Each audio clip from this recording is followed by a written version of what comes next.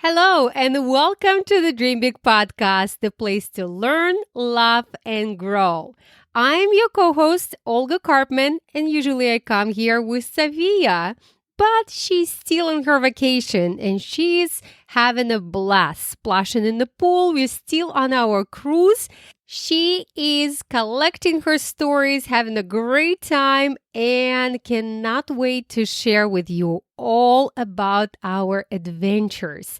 Big Dreamers, get ready for the next few episodes because she is so excited to share with you about our helicopter tour, sledding on a glacier, seeing grizzly bear up close, and many stories, including her powerful mindset that led her to win bingo game. Yes, she gonna come prepared to share with you all the excitement, all the wisdom she collected on this awesome trip to Alaska. But for now, I want you to listen to one of our amazing interviews that Eva did a while ago when she was about Sophia's age. And this interview is with Jocko Willink, retired Navy SEAL officer. In this upcoming interview, Jocko will share with you how he grew up and why he joined the military. He will explain why soldiers choose to risk their lives for our freedom. He also will talk about discipline, how to practice discipline in a fun way and take extreme ownership of your life. So stay tuned till the very end to hear this amazing interview of Eva Karpman and Jocko Willink. This is episode 363 of the Dream Big podcast, and it's time to dream big. Welcome to the Dream Big podcast show. We're inspiring you to shoot for the moon, take aim and go. We bring to you amazing guests who truly love what they do. Every day they're living their dreams, and so can you. Dream big, take action to reach your goals. Are you pumped yet? It's showtime, let's rock and roll. Hi, it's Eva Karpman, and you are listening to the Dream Big podcast show. Today's guest is retired and decorated Navy SEAL Commander Jocko Willink, who's going to teach us the way of the warrior. He was a Navy SEAL for 20 years and was the commander of the SEAL Team 3 Task Unit Bruiser, the most highly decorated special operations unit of the Iraq War. Now, Jocko teaches leadership, strategy, tactics, fitness, and jiu-jitsu to people all over the world. He's the author of the best-selling series, The Way of the Warrior Kid. Without further ado, here's my conversation with Jocko Willink. Hi, Jocko. Hello, Eva. I'm so thrilled to have you on the Dream Big podcast. Well, thanks for inviting me on. I'd like to start by asking you where you are from, where you grew up, and why you decided to join the military. Well, I grew up on the East Coast. That's where I was born and raised, up in New England on a little dirt road in the middle of nowhere. And when I grew up, I always knew that I wanted to join the military. I always wanted to be some kind of a soldier. So when I got done with high school, that's what I did. First off, on behalf of all our big dreamers, I wanted to thank you for your service to our country. We enjoy the freedom and safety here on our homeland because we are protected by the world's greatest military. So thank you for your service. Well, it was an honor to serve. Thank you, Eva. As a Navy SEAL and a Navy SEAL officer, I know you experienced the hell of war, and many of your fellow warriors were wounded or killed in combat. And we have a volunteer army here in our country, so all of the remarkable men and women in our armed forces have made a decision to serve their country. And just a few days ago, we celebrated Veterans Day here in the U.S. Why did these heroes choose to risk their lives for our freedom? I think that in America, I think that the service men and women that decide to join the military realize that there is something bigger than themselves, that there is something more important than themselves, and they decide to step up and defend this beautiful country and the freedom that we have here. Wow. And last week we had terrible fires here in California. My school was canceled and many of my closest friends were evacuated, and some of my classmates even lost their homes. So I think it reminded a lot of us that we should not take anything for granted. And also, when you see disasters like this, either man-made like war or natural disasters like fires or earthquakes or hurricanes, it also brings out the best in humanity. The firefighters and the first responders who put their life on the lines to protect strangers' homes, rescue people, and even animals. And I'm sure you see similar acts of heroism on the battlefield, right? Yeah, absolutely. It's a very similar situation that war is obviously a very horrible thing, and very horrible things happen during war.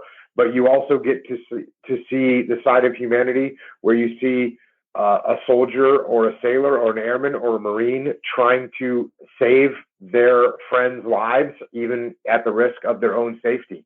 And so that is one of the most incredible things to see in war. And as you mentioned, you do see it here in America with our police and firefighters and first responders and paramedics and people that risk their lives to protect us here at home as well. Wow. And after your service in the military, you have embarked on a new and exciting career as an author, speaker, and podcaster. And you share the principles that you have learned in training as a Navy SEAL commander and in war, and principles that can be applied in everyday life to accomplish your goals and big dreams. And one of the main concepts you talk about is discipline. Can you share how you define discipline and why you think it's such an important skill to develop? Well, I think discipline is a fairly simple thing to understand. It's doing what you know you are supposed to do when you're supposed to do it. And that sounds pretty easy, but unfortunately, discipline is a pretty hard thing to live every day because, as you can imagine, Eva, there's probably things that you know that you should do every day, but maybe each day you don't feel like doing those things, whether it's eat healthy, whether it's exercise and work out, whether it's study your schoolwork or do your homework at the right time, or do the yard work that you're supposed to do, or clean up your bedroom. There's all these little things that we know that we're supposed to do. We know that they're the right thing to do. And a lot of times people take the easier path. And that's what discipline is, taking the hard path that ends up giving you long-term benefits. Because if you eat healthy, for instance, if you exercise, if you do your homework, if you keep your room clean, your life is going to be a lot more organized and you're going to have a lot more freedom in your life than if you don't do those things because you don't feel like it at that particular moment. So that's what discipline is to me. Discipline is to me is doing the things that you know you're supposed to do when you're supposed to do them. So what are some ideas for kids? What are some ways kids can start to get discipline? Can it be small things like making your bed or setting a timer for 2 minutes when you brush your teeth? Yeah, I think those are very good examples of what to do. And I think one of the things that's a good place to start discipline is getting up early in the morning, because I don't know what you're like, Eva. I've never been in your house, but a lot of times kids in the morning, and I have 4 kids myself, and sometimes kids in the morning, they would rather stay in their bed than they would then get up and get their day started. And as you know, if you don't get out of bed on time, then you end up being rushed for school. And when you're rushed for school, you don't get a good breakfast, or you forget your homework, or you leave something at home that you were supposed to bring in. And it's all because you woke up and you rushed around. You definitely don't get any exercise in the morning. Whereas if you wake up just a little bit earlier, you can do some exercise. You can make sure you have all your stuff ready for school. You can make your bed. You can brush your teeth. And all those things are important. So I think a great place to start discipline is just start by getting up a little bit earlier in the morning so you have a more relaxed and more efficient start to your day. Very true. And I know you're passionate about teaching adults and business leaders about these principles, but you also wrote books for kids, like the Way of the Warrior Kid books and the Warrior Kid podcast, which I have been listening to and love. Why has this become a passion of yours, and why do you think it is never too early to start building discipline? Well, like I mentioned, Eva, I have 4 kids of my own. Now, the oldest one is 19 years old, and the youngest one is 9 years old, and the other 2 are 17 and 15. So I've been through a lot of stuff with kids, and I really enjoy bringing up kids, and I enjoyed raising my own kids. And as I taught my kids things as they grew up, I thought to myself, it'd be nice if I could pass on these lessons that I learned from the military and from my experiences in the SEAL teams. It'd be nice if I could pass them on in a way that kids could understand them and kids could start to put them into their lives. So that's why I wrote the Warrior Kid books, and that's why I do the Warrior Kid podcast. And I have another kids book coming out called Mikey and the Dragons. And so that's why I did it, just to pass on these lessons that I learned to kids, because it's never too early to start getting on the right path. Yeah, big dreamers. One of the best lessons I've heard from this podcast is the power of discipline. I'll give you an example. Since we launched back in October 2016, we have published an episode every Monday. We have never missed a Monday.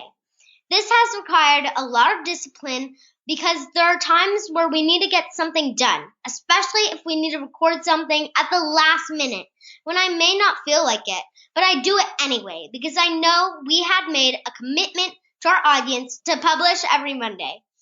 When I was getting started, I would sometimes complain, but over time, I know that I just have to get it done. So discipline is definitely a skill that you can get better at, right, Jocko?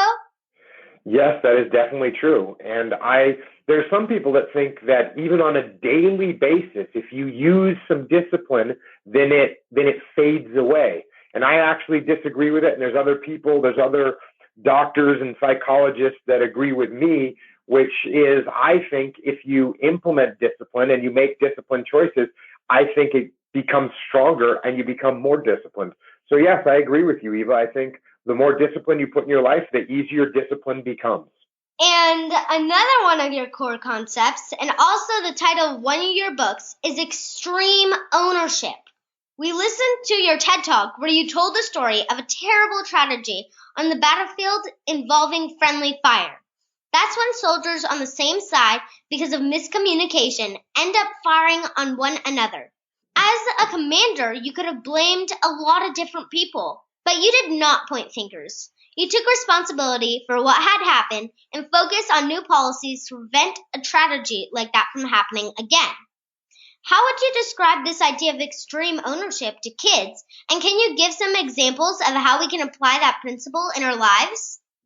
Yeah, sure. I think that everyone, not just kids, but adults and everyone should try and pay attention to that idea of extreme ownership. And what it means is, instead of blaming other people, and even instead of blaming other things, we take ownership of the problem ourselves, and that means we will try and fix the problems. And where it's a problem in people's lives is, Eva, if you've got a problem in your life, if you didn't get a good grade on a test, let's say you didn't get a good grade on a math test, and you say, well, the teacher didn't explain it well, or the homework didn't cover what was on the test, or I didn't have enough time to take the test. All those things, if you blame another person or another thing, then that means you don't feel like you need to do anything to change the situation.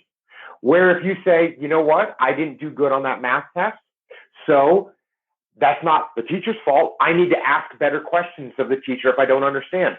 I need to study more so that I have enough time to get it finished because I can work quickly. And I need to make sure that the homework covers what was covered in class and ask the teacher if there's anything that will be on the test that's not in the homework. And if you do that, well, guess what? You are going to do really well on your next math test. And so the difference is, if you blame other people or other things, you never fix the problem. Whereas if you take extreme ownership of problems when they happen, you will actually fix those problems. That's very true. And in a recent episode, we talked about how to say you are sorry when you mess up. And part of the advice that I gave is that when you are apologizing, you do not point fingers at the other side, even if you believe that they are partially at fault. And also, as part of a sincere apology, you can look forward to the future and explain what you are going to do in the future to make sure that you don't find yourself apologizing for the same thing a few weeks later.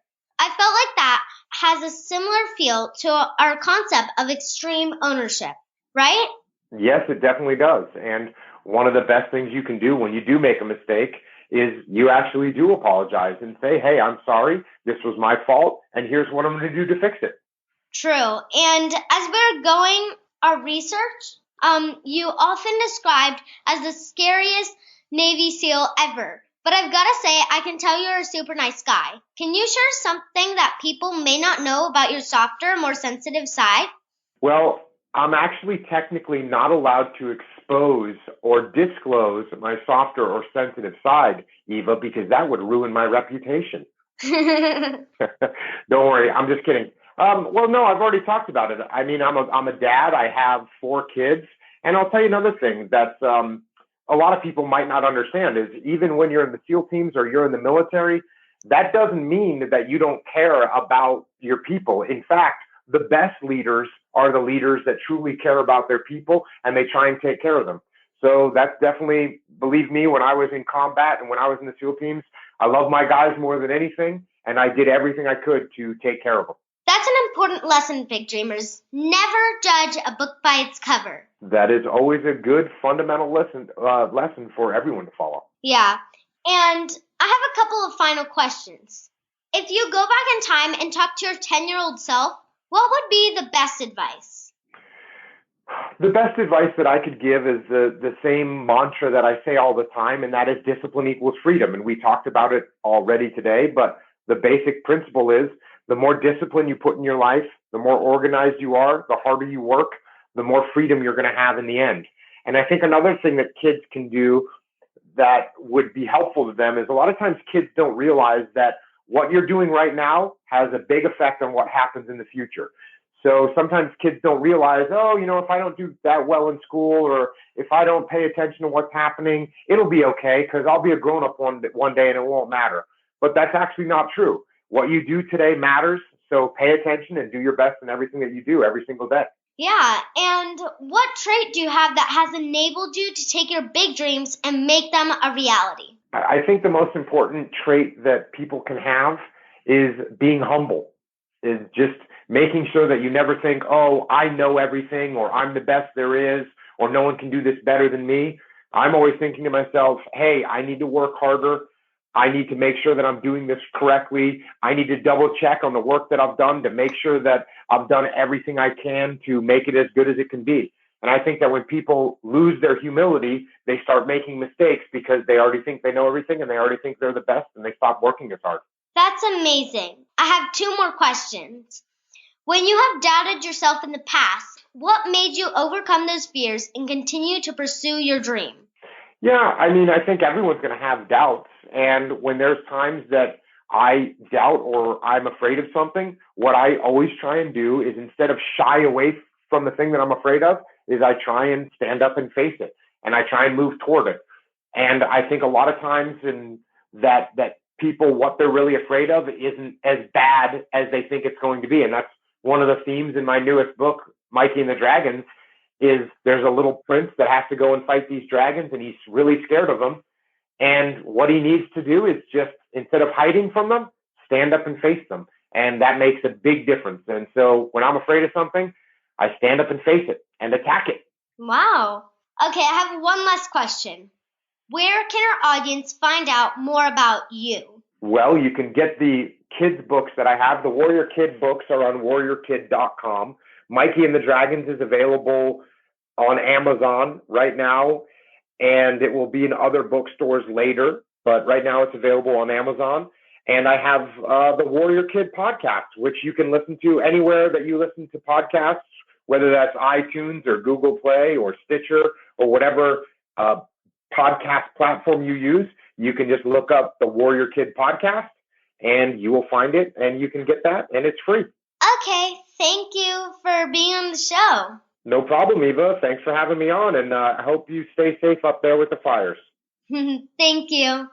Bye.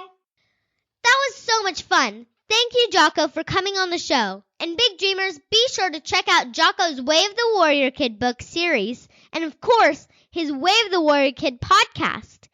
For the parents out there, Jocko also has a popular podcast for adults called the Jocko Podcast that you should check out. Did you enjoy this special episode? If so, please tell your friends and family about the Dream Big podcast.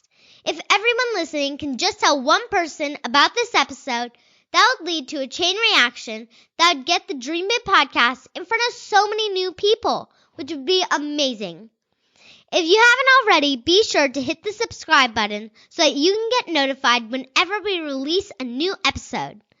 Thank you so much for tuning in. This is Eva Karpman reminding you that you have unlimited potential. Your dreams are not optional, you need to make them essential. So take massive action to turn those big dreams into reality. Live with passion, the way life is meant to be. I'll see you next episode. Bye. Here you have it, big dreamers. I hope you enjoyed this interview as much as we enjoyed recording this for you. As always, all the show notes for this episode will be waiting for you at dreambigpodcast.com/363. On the same page, you will find all the links mentioned in this episode. And one last thing, don't forget to subscribe to Dream Big Podcast on YouTube Kids. This is easy way for kids to get their favorite podcast on their favorite app. As soon as we come back from our trip, we will be putting together a very first vlog from Sophia about this adventure that we just had in Alaska. And we'll be sharing other adventures from Hawaii and many, many other places that we usually travel to. So stay tuned, subscribe to us on YouTube Kids app, and you will see yourself on video all the adventures that Sophia will be mentioning in future episodes. That's all for today, big dreamers. Remember, you have unlimited potential. Your dreams are not optional. You need to make them essential. So take massive action to turn those big dreams into reality. Live with passion, the way life is meant to be. See you in the next episode. Bye.